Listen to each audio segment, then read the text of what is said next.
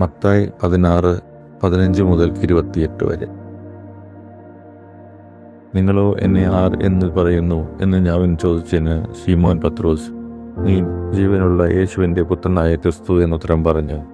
യേശു അവനോട്, ബറായാശിനവാനെ, നീ ഭാഗ്യവാൻ, ജഡരക്തങ്ങളല്ല സ്വർഗസ്ഥനായ എൻ്റെ പിതാവത്രേ നിനക്ക് ഇത് വെളിപ്പെടുത്തിയത്. നീ പത്രോസാകുന്നു, ഈ പാറമേൽ ഞാൻ എൻ്റെ സഭയെ പണിയും, പാതാളഗോപുരങ്ങൾ അതിനെ ജയിക്കുകയില്ല എന്ന് ഞാൻ നിന്നോട് പറയുന്നു. സ്വർഗരാജ്യത്തിൻ്റെ താക്കോൽ ഞാൻ നിനക്ക് തരുന്നു. നീ ഭൂമിയിൽ കെട്ടുന്നതൊക്കെയും സ്വർഗത്തിൽ കെട്ടപ്പെട്ടിരിക്കും, നീ ഭൂമിയിൽ അഴിക്കുന്നതൊക്കെയും സ്വർഗത്തിൽ അഴിഞ്ഞിരിക്കും എന്നുത്തരം പറഞ്ഞു. പിന്നെ താൻ ക്രിസ്തുവാകുന്നു എന്ന് അവരോട് പറയാതിരിപ്പാൻ ശിഷ്യന്മാരോട് കൽപ്പിച്ചു.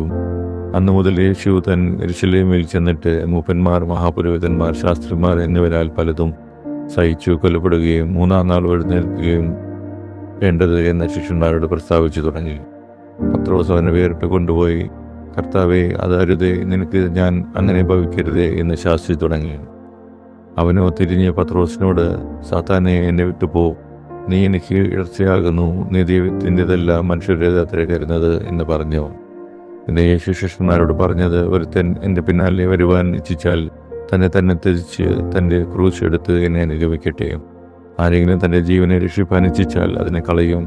എൻ്റെ നിമിത്തം ആരെങ്കിലും തൻ്റെ ജീവനെ കളഞ്ഞാൽ അതിനെ കണ്ടെത്തും. ഒരു മനുഷ്യൻ സ്വർഗ്ഗലോകവും നേടിയിട്ട് തൻ്റെ ജീവനെ നഷ്ടപ്പെടുത്തിയാൽ അവന് എന്ത് പ്രയോജനം? അല്ല, തൻ്റെ ജീവനെ വീണ്ടുകൊള്ളുവാൻ മനുഷ്യന് എന്ത് മറുവില കൊടുക്കും? മനുഷ്യപുത്രൻ തൻ്റെ പിതാവിൻ്റെ മഹത്വത്താൽ തൻ്റെ ദൂതന്മാരെ വരും.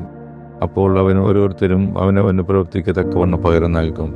മനുഷ്യപുത്രൻ തൻ്റെ രാജ്യത്തിൽ വരുന്നത് കാണുവോളം മരണം ആസ്വദിക്കുന്നവർ ചിലർ ഈ നിൽക്കുന്നവരിൽ ഉണ്ട് എന്ന് ഞാൻ സത്യമായിട്ട് നിങ്ങളോട് പറയുന്നു.